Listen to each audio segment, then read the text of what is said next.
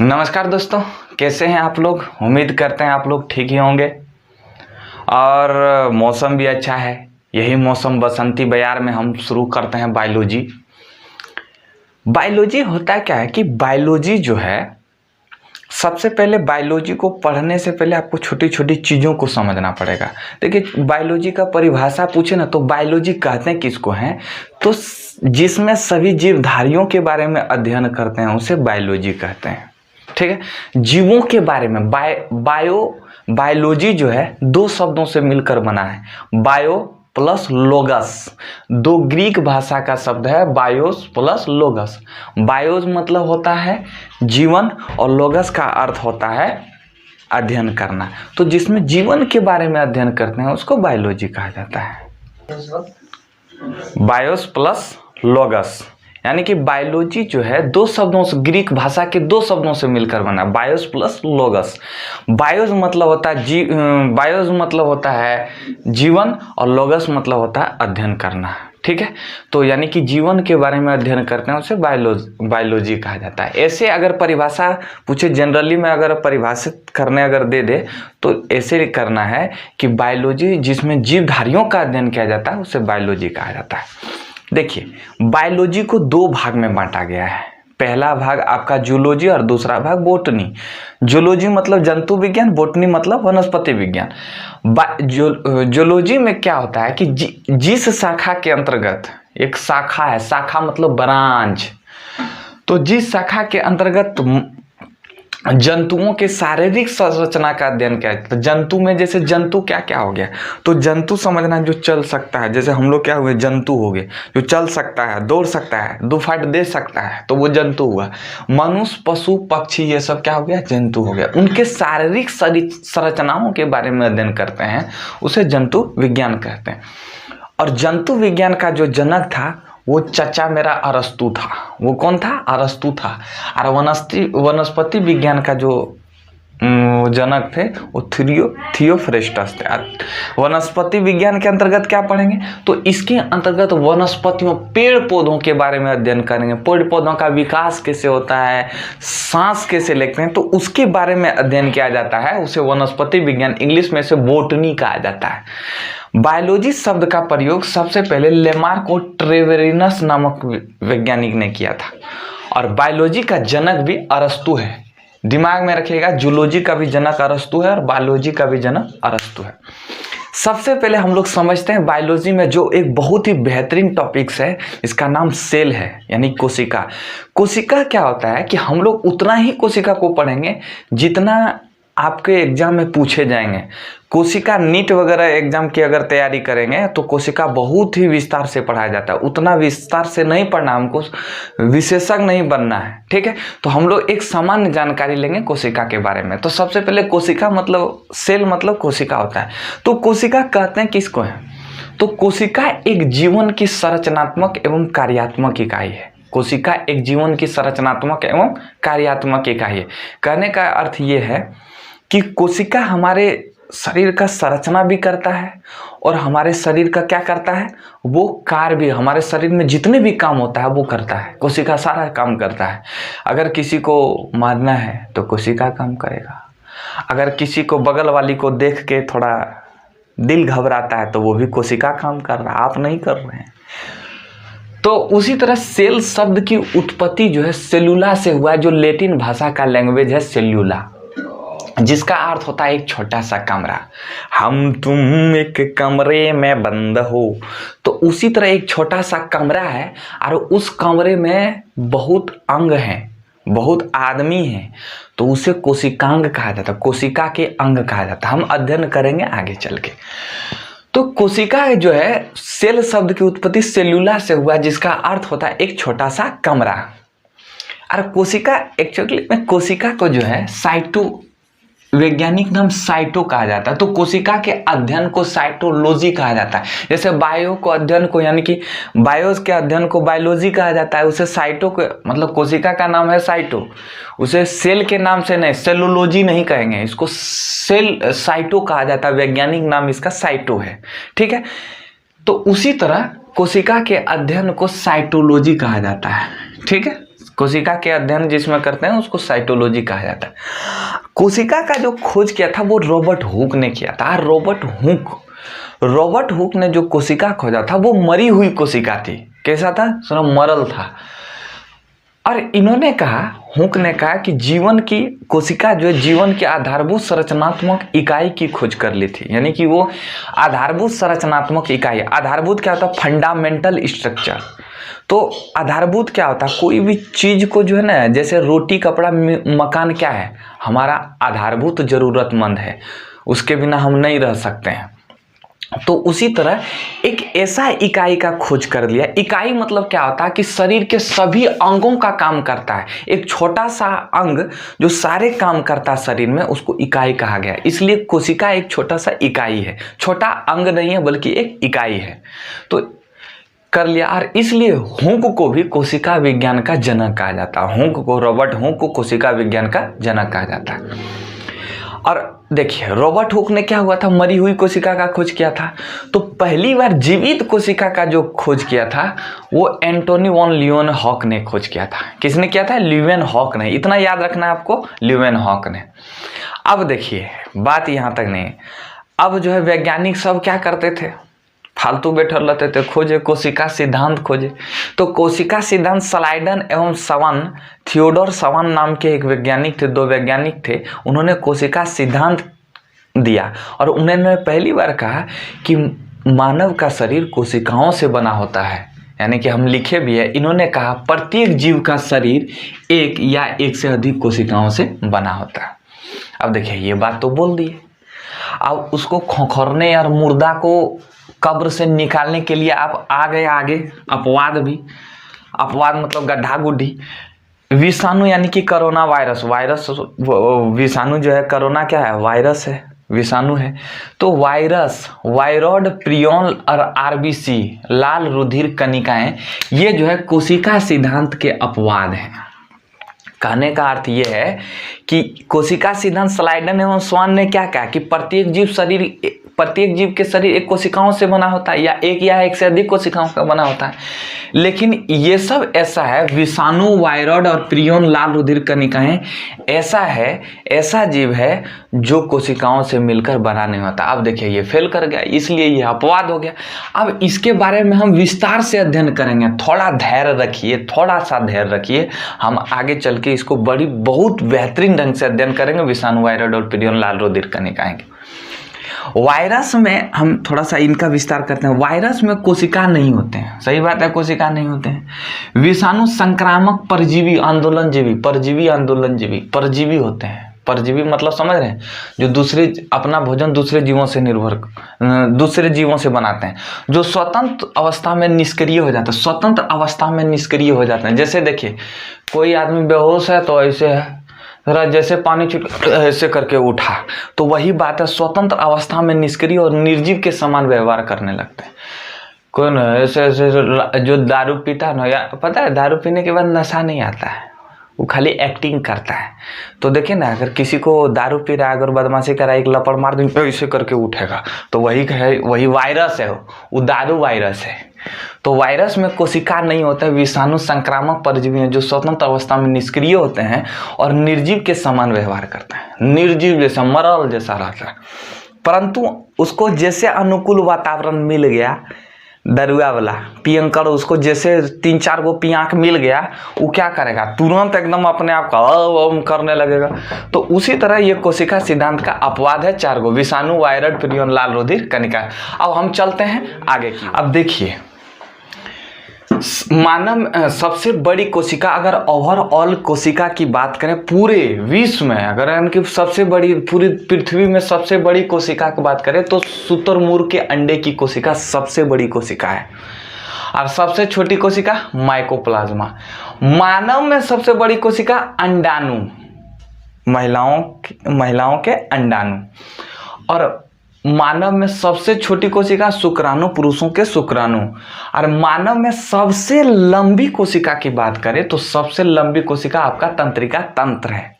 ठीक है, तो सबसे पहले फिर से रिकॉल मारते हैं। सबसे बड़ी कोशिका शुतुरमुर्ग के अंडे, सबसे छोटी कोशिका तो आपका माइकोप्लाज्मा। मानव में सबसे बड़ी कोशिका, तो मानव में सबसे बड़ी कोशिका आपका अंडाणु। सबसे छोटी कोशिका मानव में हो जाएगा शुक्राणु। और सबसे लंबी कोशिका तो आपका तंत्रिका तंत्र, न्यूरॉन। न्यूरॉन कहा जाता है तंत्रिका तंत्र को। पादप में सबसे बड़ी, अगर पेड़ पौधे की बात करें तो पादप, मानव जगत या पादप जगत में सबसे बड़ी कोशिका क्या होती है, तो कार्लेपो टैक्सीफोलिया। कार्लेपो, पोपर रेफ है, कार्लेपो टैक्सीफेलिया, ठीक है, टैक्सीफोलिया का होता है। मतलब पादप में यानी कि पेड़ पौधों में सबसे बड़ी कोशिका अगर देखा जाए तो कार्लेपो टैक्सीफोलिया का होता है, ठीक है।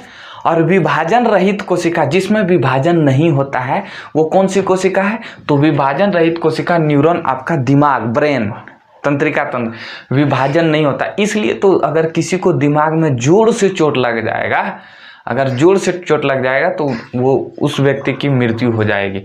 इसलिए हमें अगर वाहन चलाने कहता है, अगर वाहन चलाते वक्त, इसलिए हम लोगों को कहा जाता है कि आप जो है हेलमेट का उपयोग करें। तो विभाजन रहित कोशिका, जहाँ विभाजन होता ही नहीं है, देखिए आप क्या, यहाँ देखिए विभाजन क्यों नहीं होता है। अगर यहाँ विभाजन नहीं होगा तो यहाँ विभाजन नहीं होगा तो कोशिका, मरी हुई कोशिका क्या होगा, खत्म नहीं होगा, यानी कि निकलेगा ही बाहर नहीं। तो विभाजन नहीं होगा तो जैसे देखिए नाखून, नाखून क्या होगा, अगर यहाँ आपको चोट लग जाएगा तो कुछ दिन के बाद ये चोट लगा हुआ भाग क्या होता है, निकल जाता है।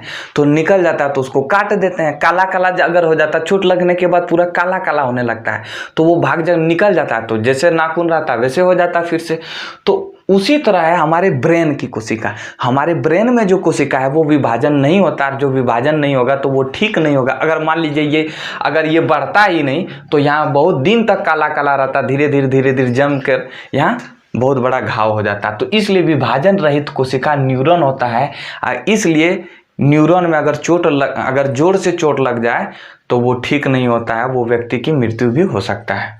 और तेज विभाजन होने वाली कोशिका लीवर, यकृत, सबसे ज़्यादा तेज विभाजन होता है, सबसे ज़्यादा विभाजन होता है तो आपका यकृत में। इसलिए तो यकृत में अगर चोट भी लग जाएगा तो यकृत आपका तुरंत ठीक हो जाएगा, ठीक है। तो ये था आपका कुछ छोटा छोटा पॉइंट। अब चलते हैं आगे। अब देखिए हम लोग कोशिका के अंगों के बारे में अध्ययन करेंगे, यानी कि कोशिका के अंग मतलब कोशिकांग, ओके, ठीक है। तो कोशिकांग में क्या होता है कि कोशिकांग के बारे में अगर हम चर्चा करेंगे तो बहुत, जैसे कई कोशिकांग है, 12-14 को कोशिका के अंगों के बारे में चर्चा करेंगे। तो कोशिका के सबसे पहला अंग जो है वो कोशिका झिल्ली है। देखिए हम एक चीज़ पहले भी आपको बोल चुके हैं कि कोशिका बहुत बड़ा टॉपिक्स है, अपने आप में बहुत बड़ा टॉपिक्स है। अगर इसमें आप नीट की तैयारी करना चाहेंगे तो सिर्फ कोशिका को आपको पढ़ने में लमसम में आपको 1 महीना लगेगा। कोशिका को पढ़ने में 1 महीना नहीं, 15 क्लास, अगर 1 घंटा की क्लास होती है तो 15-20 क्लास लगेगा सिर्फ आपको कोशिका पढ़ने में, समझे। तो इसलिए इसको जो है हम लोग उतना विशेषज्ञ नहीं बनना है, हम लोग को डॉक्टर नहीं बनना, एक समान जानकारी लेना है। तो कोशिका के अंग, सबसे पहले अगर अंग की बात करें तो कोशिका झिल्ली। कोशिका झिल्ली क्या होता है, मच्छरदानी समझिएगा, झिल्ली मतलब मच्छरदानी। क्या होता है कि कोशिका झिल्ली जो है पादप और जंतु दोनों में पाए जाते हैं। कोशिका झिल्ली किस में पाए जाते हैं, पादप और जंतु दोनों में पाए जाते हैं, ठीक है। और कोशिका के सभी अंग इसी के अंदर होते हैं। कोशिका के जितने भी अंग होते हैं, ये देखिए, ये हुआ कोशिका के जितने भी अंग हैं, चाहे माइटोकॉन्ड्रिया रहे, चाहे आपका सिलिया फ्लेजिला रहे, राइबोसोम रहे, गुणसूत्र वगैरह, सारा अंग, जितने भी अंग हैं सब कोशिका के अंदर, यानी कि झिल्ली के अंदर ही रहता है, कोशिका झिल्ली के अंदर रहते हैं, ठीक है। ये सबसे बाहरी आवरण है। ये आपका कोशिका झिल्ली हो गया और ये आपका कोशिका जो अंदर है ये आपका कोशिका भित्ति हो गया, कोशिका भित्ति हो गया, ठीक है। तो क्या होता है कि कोशिका झिल्ली का क्या काम है, मच्छरदानी का क्या काम है। मच्छरदानी क्या करता है, मच्छर को खराब पदार्थ, जितना भी खराब चीज रहता है उसको बाहर में रख देता है। तो उसी तरह कोशिका झिल्ली जो है क्या करता है, जितने भी खराब चीज रहते हैं, यानी कि जितने जो कोशिका के अंगों को जरूरत नहीं होता है उसको बाहर ही रख देता है। यानी कि वो क्या करता है, कोशिका झिल्ली कोशिका के अंदर जाने वाले पदार्थों का नियंत्रण करता है, इसलिए इसे सेलेक्टिव परमेबल यानी कि चयनात्मक पारगम्यता कहा जाता है। चयन करके वो अंदर पार करता है, तो इसलिए इसे चयनात्मक पारगम्यता कहा जाता है। ठीक है, और ये किस चीज का बना होता है, ये आपका प्रोटीन का बना होता है। कोशिका झिल्ली किस चीज का बना होता है, प्रोटीन का। और किस में पाया जाता है, पादप और जंतु दोनों में पाए जाते हैं। और ये सबसे कोशिका के सबसे बाहरी आवरण है, और कोशिका के जितने भी अंग हैं सब कोशिका के अंदर में ही रहता है। ठीक है, इसे चयनात्मक पारगम्यता कहा जाता है। ये क्वेश्चन पूछा जाता है बार बार। ठीक है, अब हम लोग चलते हैं कोशिका भित्ति के बारे में। कोशिका भित्ति के बारे में अगर हम देख लेते हैं, कोशिका भित्ति को हम ब्लैक कलम से हम दर्शा रहे हैं। ठीक है, तो कोशिका के भित्ति में क्या होता है कि कोशिका भित्ति इंग्लिश में सेल वॉल कहा जाता है। अब देखिए, कोशिका भित्ति जो है सिर्फ पादप में पाए जाते हैं। कोशिका झिल्ली किस में पाए जाते हैं, पादप और जंतु दोनों में पाए जाते हैं, लेकिन कोशिका भित्ति जो है सिर्फ पादप में पाए जाते हैं। और यह जो है पादप कोशिका का सबसे बाहरी आवरण है। पादप कोशिका का सबसे बाहरी आवरण है जो सेलुलोज का बना होता है। किसका बना होता है, सेलुलोज का। ये देखिए, हम लोग क्या करते हैं, हम लोग दीवार जो भित्ति मतलब दीवार होता है, हम लोग क्या करते हैं, भित्ति, हम लोग घर में रहते हैं तो हम लोग अपने आप को सुरक्षा देने के लिए हम लोग क्या करते हैं, चारों तरफ घर में दीवार दे देते हैं, भित्ति दे देते हैं। तो इसको सुरक्षा कौन देगा, सुरक्षा हम आप इसको नहीं कर सकते हैं। पेड़ पौधे को हम आप सुरक्षित नहीं कर सकते हैं। कहा जाता है ना कि जो तीर भी आता है वो खाली नहीं जाता, मायूस मेरे दर्द सवाली नहीं जाता। अरे कांटे ही क्या करते हैं फूलों का हिफाजत, फूलों को बचाने कोई माली नहीं आता। तो उसी तरह पेड़ पौधे को सुरक्षा जो है हम नहीं दे सकते हैं, तो वो कौन देता है, तो भगवान ने उसको डाउनलोड किया, बड़ा सोच समझ कर क्या किया, उसमें भित्ति दे दिया, कोशिका भित्ति दे दिया। इसलिए तो पेड़ पौधे कठोर होते हैं और पेड़ पौधे को सुरक्षा और आकार भी देते हैं। कोशिका भित्ति अर्धपारगम है, अर्धपारगम है, यानी कि जल, प्रोटीन, ये सब जितने भी सूक्ष्म छोटे छोटे कण हैं ये अंदर जा सकता है। अर्धपारगम मतलब यार पार हो सकता है, सब चीज नहीं यार पार हो सकता है, लेकिन कुछ जैसे छोटे छोटे कण हैं वो जा सकता है, इससे होकर प्रवेश कर सकता है कोशिका के अंग में। ठीक है, तो ये आपको समझना है। पादप की जो कोशिका भित्ति किसका बना होता है, सेलुलोज का, हमने यहाँ भी चर्चा कर दिया था। कवक की कोशिका भित्ति, कवक होता है, क्या होता है, आप थोड़ा अभी धैर्य रखिएगा, अभी थोड़ा दिल को अभी संभाल के रखिए, हम आगे चल के बहुत बेहतरीन ढंग से कवक जब पढ़ाएंगे तो बढ़िया से समझ में आएगा। कवक का जो कोशिका भित्ति वो कायरीन का बना होता है। कौसे कवक, कौसे कायरीन। शैवाल, हम लोग गांव घर के भाषा में शैवाल को सेमार बोलते हैं। ठीक है, सेमारो बोलते हैं। तो शैवाल जो है ग्लाइकोप्रोटीन कहा जाता है। शैवाल का जो कोशिका भित्ति है वो ग्लाइकोप्रोटीन का बना होता है, और जीवाणु का जो कोशिका भित्ति है वो पेप्टाइडोग्लाइकेन का बना होता है, पेप्टिडोग्लाइकन का। ठीक है, तो ये था आपका कोशिका झिल्ली और कोशिका भित्ति। फिर से कोशिका झिल्ली ये कोशिका के सबसे बाहरी आवरण है। ये किसमें पाया जाता है, पादप और जंतु दोनों में पाया जाता है। ठीक है, ये पादप और जंतु दोनों में पाया जाता है, और ये प्रोटीन का बना होता है, और ये चयनात्मक यानी पदार्थों को क्या करता है, नियंत्रण, अंदर जाने वाले पदार्थों को नियंत्रण करता है। सब पदार्थ को जाने नहीं देता है, तो पदार्थों को नियंत्रण करता है, इसलिए इसके सेलेक्टिव परमेबल कहा जाता है, यानी कि चयनात्मक पारगम्य कहा जाता है। फिर अगला है आपका कोशिका भित्ति। तो कोशिका भित्ति क्या करता है, कोशिका भित्ति केवल पादप में पाया जाता है, इसलिए तो पादप मतलब काड़ा होते हैं, सुरक्षित होते हैं। वो अगर मारिएगा ना, देखिए ना पादप को, एक बार पेड़ पौधे क्या होते हैं, एक बार उसको मार दीजिए पता चल जाएगा।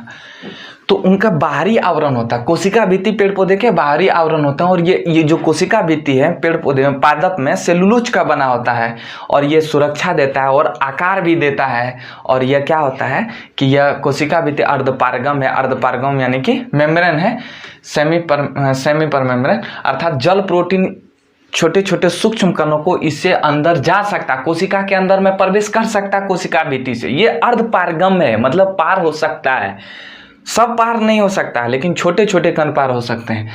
तो पादप के कोशिका के भित्ति सेलुलोज के, कवक के कोशिका भित्ति कायरीन के, फिर आपका शैवाल का कोशिका भित्ति ग्लाइकोप्रोटीन के, फिर जीवाणु का कोशिका भित्ति कोशिका भित्ति पेप्टाइडोग्लाइकेन से बना होता है। ठीक है, तो हम चलते हैं आगे की ओर। आप अगर स्क्रीनशॉट लेना चाहते हैं, तो ले सकते हैं। अब देखिए, ये तीसरा अंग है आपका जीव द्रव प्रोटोप्लाज्म। प्रोटोप्लाज्म की जो खोज जो है वो पुरकिंजे नामक वैज्ञानिक ने किया था, पुरकिंजे नामक। ठीक है, देखिए प्रोटोप्लाज्म एक पानी की तरह रहता, गाढ़ा जैसा रहता। गाढ़ा मतलब गाढ़ो, गाढ़ो जानते हैं किसको कहता है? जैसे गाढ़ो उसको कहा जाता है, हम लोग मतलब देहाती भाषा में उसको गाढ़ो बोला जाता है। गाढ़ो मतलब एक, मान लीजिए 1 लोटा पानी है, एक शरबत बनाने बोला, 1 लोटा पानी में अगर 5 किलो चीनी डाल देंगे तो क्या हो जाएगा? यानी कि 5 किलो, मान लीजिए 5 किलो कम करके छोड़ दीजिए, 1 किलो डाल देंगे तो वो गाढ़ा हो जाएगा, गाढ़ा हो जाएगा। ठीक है, तो यह एक तरल गाढ़ा पदार्थ है, तरल गाढ़ा पदार्थ है। तरल मतलब द्रव्य। इसे जीवन का आधार कहते हैं, इसे जीवन का आधार कहा जाता है। जीवन ये नहीं रहेगा तो जीवन का मतलब ये हमारे जीवन का आधार होता है। इसमें 80% जल होता है, ये रंग ही नहीं, इसका कोई रंग नहीं होता है। 80% जल होते हैं, इसका कोई रंग नहीं होता है।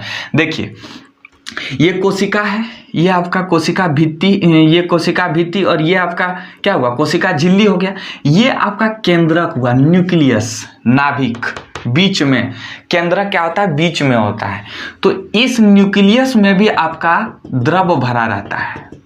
ठीक है, और बाहर में भी द्रव रहता है। ठीक है, हम ब्लैक कलम से दर्शा रहे हैं बाहर वाले को। ठीक है, तो ये क्या, ये जो बाहर वाला जो है, जो बाहर वाला द्रव है, इसको कोशिका द्रव कहा जाता है, साइटोप्लाज्म कोशिका द्रव कहा जाता है। और ये केंद्रक के अंदर में है, इसलिए इसे केंद्रक द्रव कहा जाता है। इसलिए इसे क्या कहा जाता है? केंद्रक द्रव कहा जाता है। ठीक है, तो उसी तरह जीव द्रव 2 प्रकार के, जीव द्रव 2 जगह पाए जाते हैं, एक कोशिका के अंदर और एक केंद्रक में भी पाए जाते हैं। यानी कि यही द्रव रहता है, यही द्रव जो है केंद्रक के अंदर रहेगा तो इसको केंद्रक द्रव कहेंगे, और पूरा कोशिका के अंदर रहेगा तो इसे कोशिका द्रव कहते हैं। अब ये द्रव का काम क्या करता है? अब देखिए, ये है, ये बोतलवा है। ठीक है, ये बोतलवा में क्या करें? अगर मान लीजिए ये मान लीजिए वो पेंसिलवा ढुका दिए हम। ठीक है, कोई सामान ढुका देते हैं, ये ढुका दें। ठीक है, और ये अगर ये मान लीजिए ये चलेंगे, उसी तरह अगर शरीर में रहे चलेंगे तो क्या करेगा? फच ऐसे ऐसे करेगा, यानी कि हड़र बड़र करेगा। तो उसको क्या करने के लिए, अब इस बोतल में इस मतलब ये जो है, ये सामान को इधर उधर नहीं करने के लिए इसमें क्या डाला जाता है? पानी डाला जाता है। देखिए, इसमें पानी डाला जाता है। अगर हम पानी डाल दें, पूरा नहीं डालते हैं,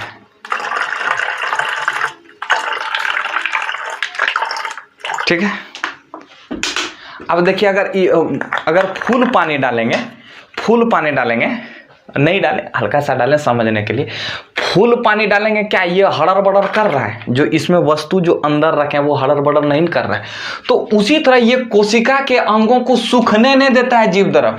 अगर सूखता है तो हमारा शरीर भी चलता है तो करता हड़ास हड़ास, लगता है जैसे भी मशीन आ रहा है। तो उसी तरह इसको सूखने नहीं देता है, समझे कि नहीं?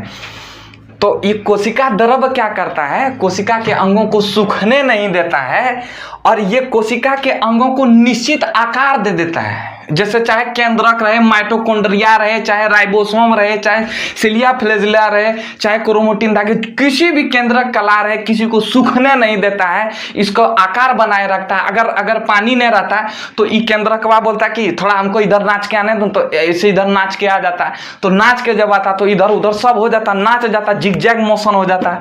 तो उसी तरह इसलिए भगवान ने इसको डाउनलोड किया कि नहीं, कोशिका के अंदर चारों तरफ बगल में पानी भर दो, जिसे जीव द्रव के नाम से जाना जाता है। और कोशिका के अंदर वाला जो पानी होता है उसे कोशिका द्रव कहते हैं। और यही पानी अगर केंद्रक के अंदर चल जाए, देखिए यहाँ केंद्रक में ना कला, यहाँ भी कोशिका झिल्ली की तरह यहाँ छेद रहता है, छेद कोशिका की झिल्ली की तरह यहाँ भी दोहरी झिल्ली रहता है, जिसे केंद्रक कला कहते हैं। हम पढ़ाएंगे अभी आगे चल के। तो ये क्या होता है? यही पानी जो है चला जाता है केंद्रक के अंदर, तो इसे केंद्रक द्रव के नाम से जाना जाता है। और यही केंद्रक द्रव और कोशिका द्रव को दोनों को मिला देंगे तो बन जाएगा जीव द्रव, यानी प्रोटोप्लाज्म आपका। तो चलिए एक बार फिर से हम इसको रिकॉल मार देते हैं। जीव द्रव कितने प्रकार के होते हैं?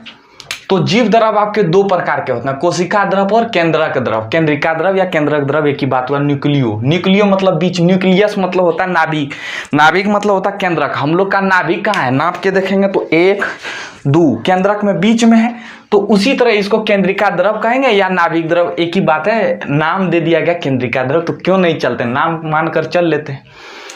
तो कोशिका द्रव, कोशिका द्रव को कोशिका के अंगों को सूखने नहीं देता, कोशिका को सूखने नहीं देता, और कोशिका को एक निश्चित आकार स्वरूप बनाए रखने में तथा कोशिका के अंगों को उनके स्थान पर स्थिर रखने में सहायक होता है। कौन, कोशिका द्रव। और केंद्रक द्रव की, ये केंद्रक में पाया जाता है। केंद्रक एकदम नामों से सुनने में पता चलेगा कि केंद्रक द्रव कहाँ पाया जाता है, तो केंद्रक के अंदर पाया जाता है, और यह केंद्रक के आकार एवं संरचना को बनाए रखने में सहायता होता है। तो चलिए, जीव द्रव की खोज किसने किया था, पुरकिंजे। यह एक गाढ़ा पदार्थ होता है, 80% जल पाए जाते हैं इसमें। 2 जगह पाए जाते हैं, कहाँ, कोशिका द्रव और ये केंद्रक द्रव, यानी कि 2 प्रकार के होते हैं। कोशिका द्रव क्या करता है, कोशिका को सूखने नहीं देता। केंद्रक द्रव, केंद्रक के जितने भी अंग है, केंद्रक के भी अंदर अंग पाए जाते हैं, 4 अंग पाए जाते हैं। हम समझाएंगे आपको बढ़िया से, आगे चल के अभी समझाएंगे। तो ये केंद्रक के जितने भी अंग हैं उसका आकार और संरचना बनाए रखता है। तो ये था आपका जीव द्रव। अगर आप स्क्रीनशॉट लेना चाहते हैं तो ले सकते हैं। देखिए, केंद्रक, केंद्रक को इंग्लिश में न्यूक्लियस कहते हैं। केंद्रक की खोज जो है रॉबर्ट ब्राउन ने किया था। अब देखिए क्या होता है कि हम लोग का नाभिक जो है, हम लोग के नाभिक, अगर कोई आदमी दौड़ रहा है, अगर उसको पकड़ना है तो नाभिक के पास पकड़ लीजिएगा, हाथ से कस के ऐसे ऐसे करते रहेगा, नाचते रहेगा ऐसे ऐसे जौकड़िया निहर। तो उसी तरह नाभिक क्या होता है, कंट्रोल होता है, नियंत्रित करता है कोशिकाओं के अंगों को। इसलिए कोशिका का दिमाग जो है किसको, केंद्रक को कहा गया। ठीक है, यह कोशिका को नियंत्रित करता है, इसलिए इसे कोशिका का दिमाग कहा गया है। इसलिए इसे क्या कहा गया, कोशिका के दिमाग कहा गया। और इसी केंद्रक के अंदर डीएनए, क्रोमोसोम यानी कि गुणसूत्र, इंग्लिश में उसको क्रोमोसोम को गुणसूत्र कहा जाता है। और इसी क्रोमोसोम के अंतर्गत डीएनए आरएनए पाए जाते हैं। यानी कि कह सकते हैं कि इस केंद्रक के अंतर्गत अंदर में आपका क्रोमोसोम, डीएनए और आरएनए पाए जाते हैं। अब ये डीएनए आरएनए क्या है, अभी थोड़ा आप तसल्ली कीजिए, थोड़ा सा आप सुन के तसल्ली कीजिए, हम इसको आगे बहुत बेहतरीन ढंग से चर्चा करेंगे। अब देखिए, केंद्रक के 4 भाग होते हैं। केंद्रक के कितने भाग होते हैं, 4 भाग। सबसे पहले केंद्रीय झिल्ली या केंद्रक कला, न्यूक्लियर मेम्ब्रेन। ये क्या होता है कि जिस तरह आपके बाहर में जो प्लाज्मा झिल्ली जिस तरह नहीं होता है, प्लाज्मा यानी कि ये कोशिका झिल्ली, उसी तरह केंद्रक के अंदर सबसे बाहरी आवरण जो होता है वो दोहरी झिल्ली, दूसरा झिल्ली, मतलब 2 झिल्ली होता है। यहाँ एक ही झिल्ली होता नहीं, यहाँ 2 झिल्ली होता है केंद्रक के अंदर। इतना सुरक्षा, जज साहब इसको इतना सुरक्षा देता है, दोहरी झिल्ली का बना होता है। किस तरह, प्लाज्मा झिल्ली की तरह, यानी कि जो जिस तरह कोशिका झिल्ली जो नहीं है, कोशिका झिल्ली ये चयनात्मक परगामिता कहा जाता है, यानी कि एक कोशिका के पदार्थों को नियंत्रित करता है। उसी तरह केंद्रक के अंदर या केंद्रक में दोहरी झिल्ली यानी 2 झिल्ली का बना होता है, आवरण बना होता है। यह लाइपोप्रोटीन का बना होता है। किसका बना होता है, यह लाइपोप्रोटीन। और इसमें अनेक केंद्रक छिद्र होते हैं, देखते हैं, छिद्र होते हैं, जिसके द्वारा केंद्रक द्रव व कोशिका द्रव के बीच के पदार्थों का हाथ मिला मिली होते रहता है, घुमा घूमी होते रहता है। अब देखिए, ये क्या है आपका, ये आपका केंद्रक द्रव हुआ, ये आपका क्या हुआ, कोशिका द्रव हुआ। तो ये छिद्र क्या करता है कि पदार्थों का जो आदान प्रदान होता है, जो यानी कि जो केंद्रक से लेना है। अब देखिए, बाहर से लाया कौन, कोशिका द्रव के पास आया, फिर कोशिका द्रव किसके पास भेज दिया, केंद्रक द्रव के पास। तो पदार्थों का आदान प्रदान होते रहता है, ये छिद्र के माध्यम से, जो छेद है इसके माध्यम से पदार्थों का आदान प्रदान होते रहता है। ठीक है, तो इसके बाद दूसरा आपका जो अंग है वो केंद्रक द्रव है। केंद्रक द्रव के बारे में हमने बहुत चर्चा कर दिया। ठीक है, केंद्रिका, न्यूक्लियर, इसमें केंद्रिका क्या होता है कि केंद्रिका जो है,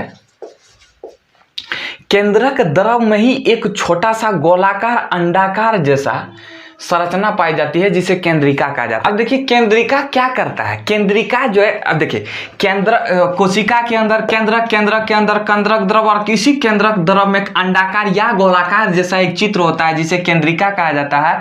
और ये केंद्रिका क्या करता है, केंद्रिका जो है आरएनए का निर्माण, संश्लेषण या कोशिका विभाजन में महत्वपूर्ण भूमिका निभाता है। अब देखिए कोशिका विभाजन में महत्वपूर्ण भूमिका निभाता भी है, ये नष्ट भी कर देता है। ठीक है, हम कैसे नष्ट करता है आगे चल के चर्चा करेंगे। अब 4 नंबर जो है वो क्रोमेटिन धागे है। क्रोमेटिन धागे समझना है इसमें। इसी क्रोमेटिन धागे के अंतर्गत आपका न्यूक्लिक अम्ल में 2 प्रकार के न्यूक्लिक अम्ल होते हैं।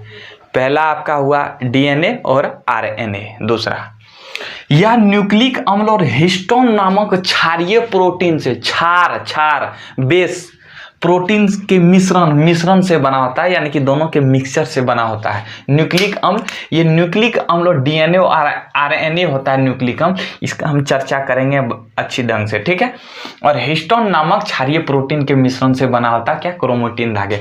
अब देखिए ये क्रोमेटिन धागे क्या होता है कि क्रोमेटिन धागे में क्या होता है कि इस क्रोमेटिन धागे में ही डीएनए और आरएनए होते हैं। अब डीएनए आरएनए को पढ़ना है, डीएनए और आरएनए को पढ़ना है, तो डीएनए और आरएनए को पढ़ने के लिए सबसे पहले आपको क्रोमोसोम पढ़ना पड़ेगा, गुणसूत्र को पढ़ना पड़ेगा। गुणसूत्र समझिएगा तभी डीएनए और आरएनए समझना है। तो हम फिर एक बार केंद्रक के बारे में चर्चा कर देते हैं। तो केंद्रक की खोज रॉबर्ट ब्राउन ने।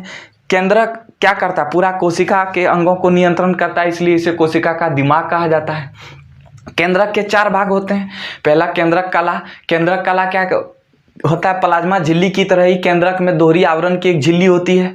यह लाइपोप्रोटीन का बना होता है। ये क्या होता है, छिद्र होते हैं, बीच बीच में इसमें छिद्र पाए जाते हैं। ये छिद्र से क्या होता है, केंद्रक द्रव और कोशिका द्रव के बीच पदार्थों का आदान प्रदान होते रहता है। दूसरा है केंद्रक द्रव। केंद्रक द्रव क्या होता है, केंद्रक को सूखने नहीं देता है, केंद्रक के सभी अंगों को एक जगह आकार देकर रखता है। केंद्रिका क्या करता है, केंद्रिका जो है केंद्रक द्रव में छोटी या गोलाकार जैसी आकृति का एक संरचना होता है जिसे केंद्रिका कहा जाता है। और इसी केंद्रिका में आरएनए का संश्लेषण और कोशिका विभाजन होता है। ठीक है, यानी कि कह सकते हैं कि केंद्रिका जो है आरएनए का संश्लेषण, केंद्रक में नहीं, केंद्रिका जो है आरएनए का निर्माण करता है और कोशिका का विभाजन करता है। ठीक है, और क्रोमेटिन धागे जो केंद्रक का सबसे महत्वपूर्ण अंग है। इसी में डीएनए, आरएनए और हिस्टोन नामक के प्रोटीन पाए जाते हैं। हिस्टोन नामक के क्षारीय प्रोटीन पाए जाते हैं। तो ये था आपका केंद्रक। इसके बारे में हमने विस्तार से अध्ययन कर लिया। दोस्तों ये वीडियो आपका बड़ा हो जाएगा, इसलिए हमने इसको पार्ट में बांट दिया है। ठीक है, पार्ट ए पार्ट बी, जितने भी पार्ट होंगे, या 3 पार्ट से ज़्यादा नहीं जा सकता है ये। ठीक है, अब इसके बाद जो अगला पार्ट में डीएनए आरएनए के बारे में चर्चा किया जाएगा, डीएनए आरएनए के बारे में, और जहाँ तक होगा हम आगे बढ़ा देंगे। ठीक है, तो आज इतना तक ही, मिलते हैं नेक्स्ट वीडियो में। जय हिंद दोस्तों।